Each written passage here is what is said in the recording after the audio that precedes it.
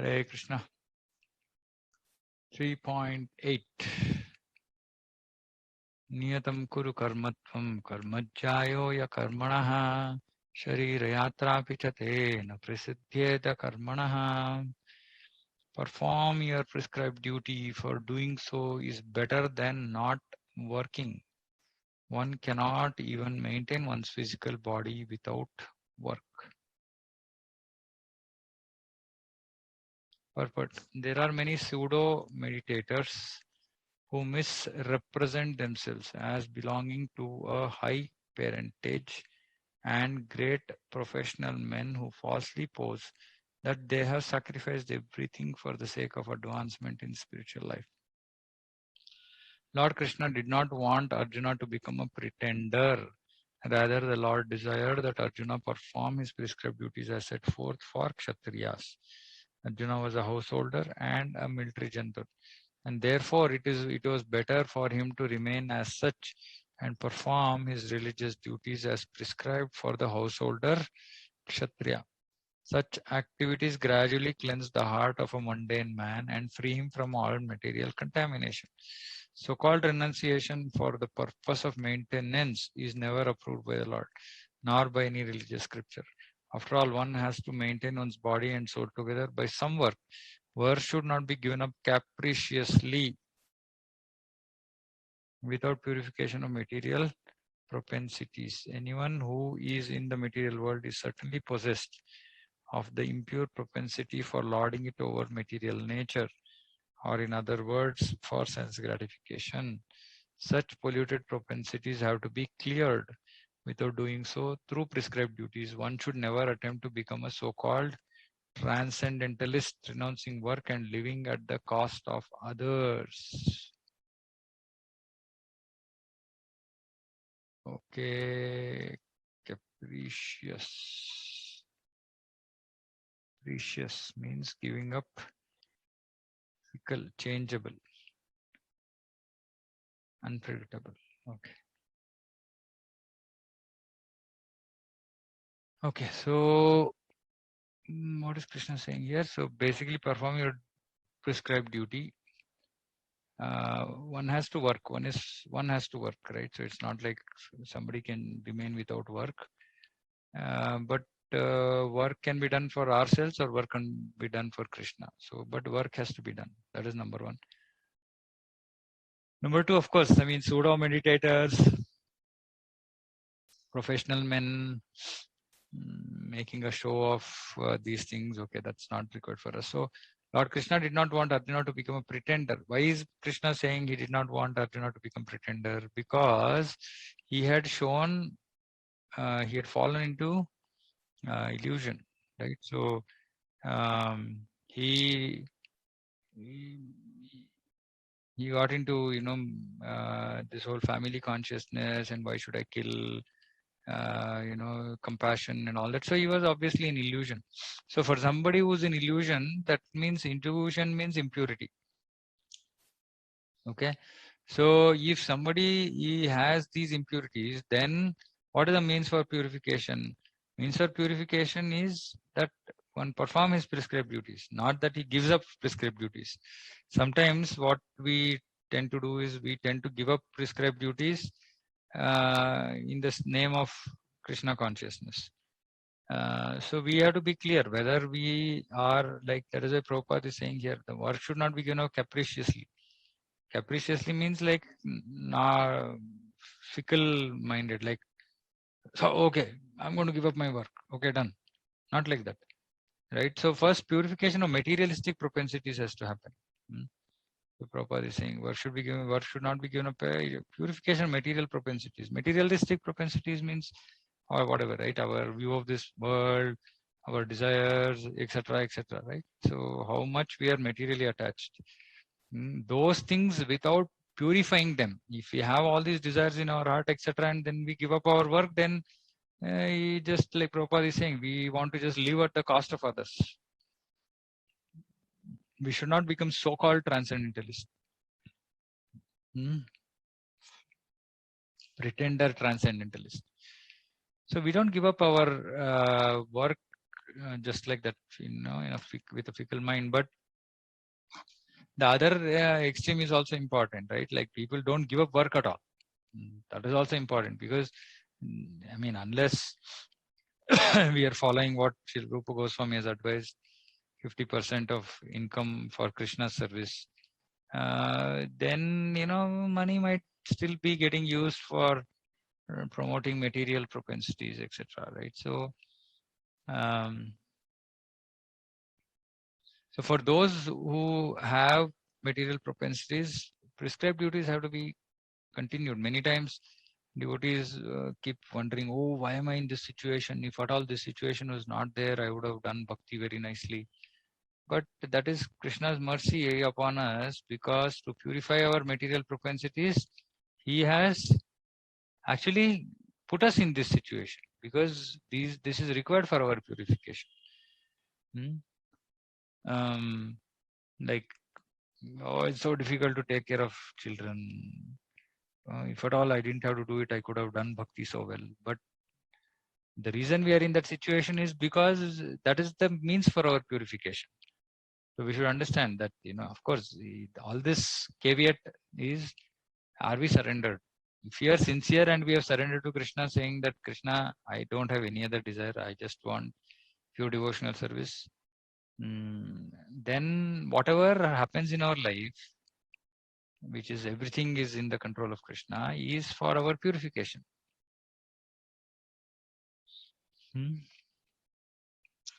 So, and then we will realize after many years, saying, oh, wow, okay, this is how this worked in my life.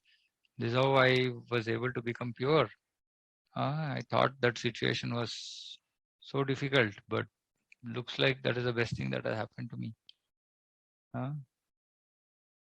So we should not try to run away from situations.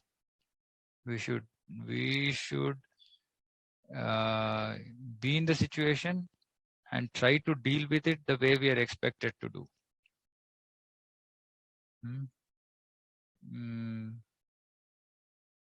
Yeah. So basically, the yardstick for giving up work, responsibility, etc., is when we don't have any material propensities, when we are always thinking about Krishna consciousness, how to spread Krishna consciousness, and we have so much seva that that we are simply stuck with our work and we are not able to contribute in any way.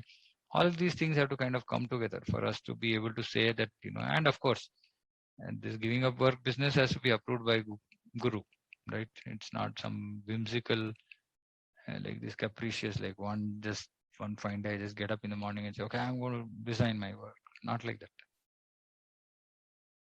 So polluted propensities have to be cleared, and the way to do that is to be engaged in our prescribed duties. Prescribed duties purify us. Now, how do prescribed duties purify us? We will discuss this later also, but anyway, prescribed duty is like, especially if you are doing varnashrama, and we say, okay, now at least some percentage of this my earning I should give it to Krishna. So then we slowly steadily start understanding, saying that, okay, I am not the owner, I'm not the proprietor, Krishna is the proprietor, right? So slowly and steadily we'll become detached to our earning, right? We will understand that the Lord is the proprietor. Then many things we'll have to do in varnashrama which we might otherwise have escaped, right? Like, for example, taking up responsibility. So that is that purifies us. So like this, multiple things. Because see, like when somebody is a child, completely me, right? Like me and mine. You take something away from the child, it will start crying. This is childish or animalistic propensities. Then when the child grows slowly and steadily, child moves from so much of me, mine to he'll then come to the platform of I, saying, okay, I exist. Okay, false ego, but at least he will start thinking about, okay, how can I help others also, etc. Right? But When is a child is no botheration about others, right? It's all about completely self-centered. So like this, Varnashrama gradually purifies us to move from I to the Lord, right? Basically to bring Lord into the center, like that. 3.9. Yagnarthat karmanonyatra lokoyam karma bandhanaha tadartam karma kaunteya mukta sanga samachara. Work done as a sacrifice for Vishnu has to be performed. Otherwise, work causes bondage in this material world. Therefore, O son of Kunti, perform your prescribed duties for his satisfaction, and that way you will always remain free from bondage. Just give me 1 second. Okay, sorry. Work done as a sacrifice for Vishnu has to be performed, otherwise work causes bondage in this material world. Therefore, O son of Kunti, perform your prescribed duties for his satisfaction, and in that way you will always remain free from bondage. So here the key word is prescribed duty. So this whole of third chapter is about prescribed duty. So in some sense, it doesn't apply to us at all because we are not doing prescribed duty at all. We are doing capricious work. So we actually don't know whatever varna is, whatever guna is. Simply we are just engaged in, I mean, of course, Kalo Shudra Sambhavaha, but without absolutely any understanding of our varna, we are simply engaged in some occupation. So here it's saying work done as a sacrifice for Vishnu has to be performed. Now, if we unfortunately, we are not in a position to perform prescribed duties for his satisfaction because we are not performing prescribed duties. We are performing something. And now important thing is at least that we have to try and see if we can change that. If possible, that is the reason, this farm communities, etc. are there, which will help us to, live as per our guna and karma. Otherwise, the result has to be used for Krishna's satisfaction. Right? Srila Rupa Goswami said 50% for Krishna's. So, if we do that, then that much percentage of our karma is purified. We don't have to be bound because otherwise work causes bondage. Now, if we offer to Krishna, then to that extent, the work will not cause bondage. So, if 50% we give, 50% we are out of bondage. Other 50% we will incur the karma. But if we work, actually, if we do our prescribed duties, even if you are earning money, for example, right, like somebody might be a Vaishya and earning money, because it is his prescribed duty, he's earning money, but he is doing it for the Lord's satisfaction, then he is free from bondage. Then his karma is not getting him any karma phala. So amazing, right? See, for every moment now, actually, we are accumulating karma phala. But somebody who performs prescribed duty as per Varnashrama for the satisfaction of Lord, he remains free from bondage. So no need to worry at all. But since one has to work even for the simple maintenance of the body, the prescribed duties of particular social position quality are so made that the purpose can be fulfilled. Yagna means Lord Vishnu or sacrificial performances. All sacrificial performances also are meant for the satisfaction of Lord Vishnu. Yagno vai Vishnu. In other words, the same purpose is served whether one performs prescribed yagnas or directly serves Lord Vishnu. Krishna consciousness, therefore, performance of yagna as it is prescribed in this verse.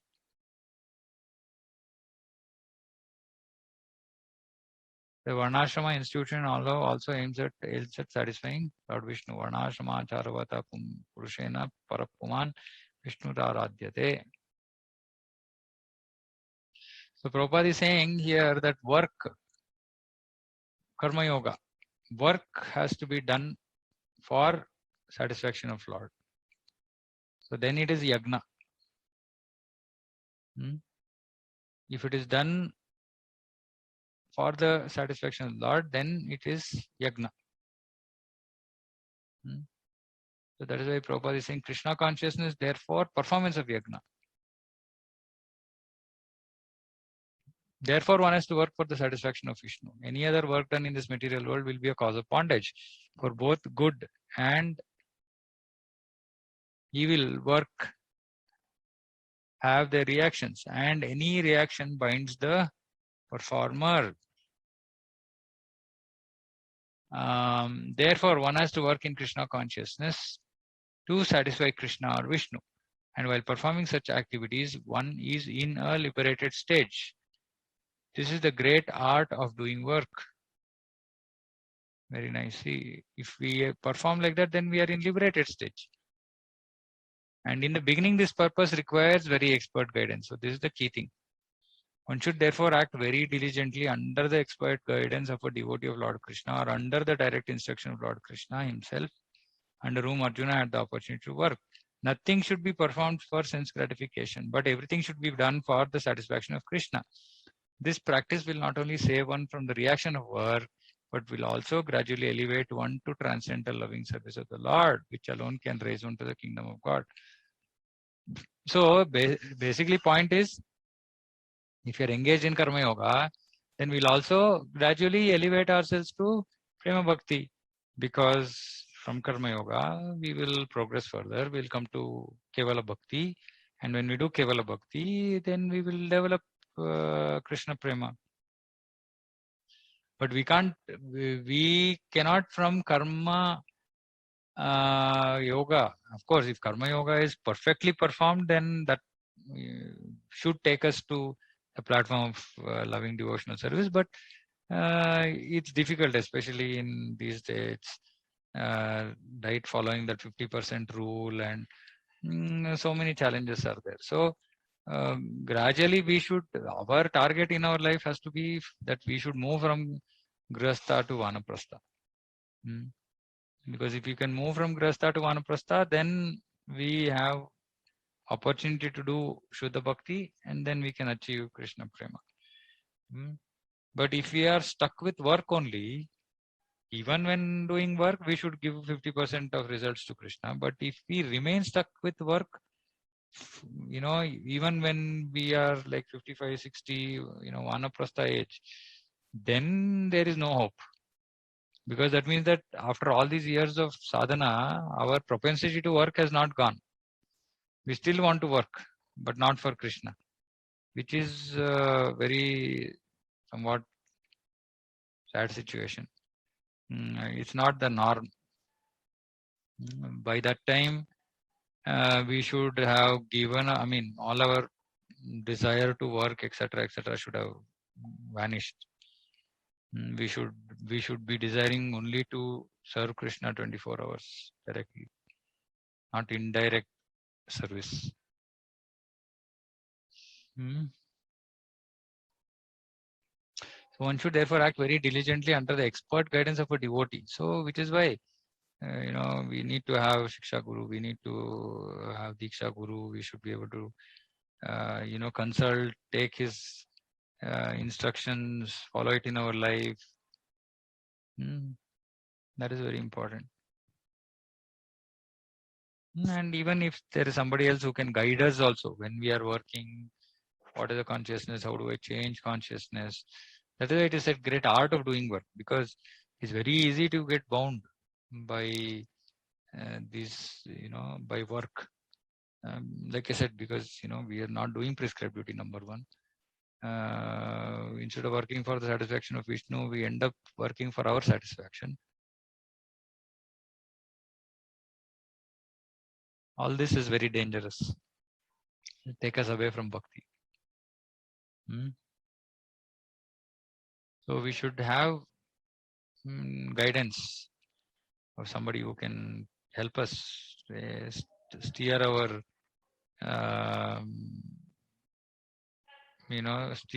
steer our work life in such a way that we move closer and closer to Krishna and not move further away from him. This is very important, because most of us, I guess here, grihasthas are working in some form of the other. Like I keep saying again and again, Varnashrama, Stri Dharma, please follow. It will help you achieve perfection much easier than men, because you have complete freedom to be completely Krishna conscious if you follow Stri Dharma. Purusha, I mean, they anyway don't have option. Their dharma is to earn money to take care of the house in terms of expenses, etc. So man has to work, and his consciousness unfortunately gets greatly affected because of asat sangha. Matajis who do Stri Dharma don't have that challenge of asat sangha.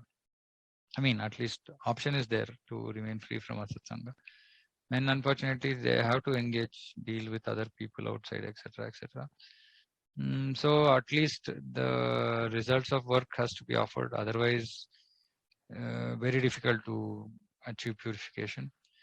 Like I said, and there should be clear plan for vanaprastha. And if at least we take care of few of these things, there are hopes. There is hope that we can achieve perfection.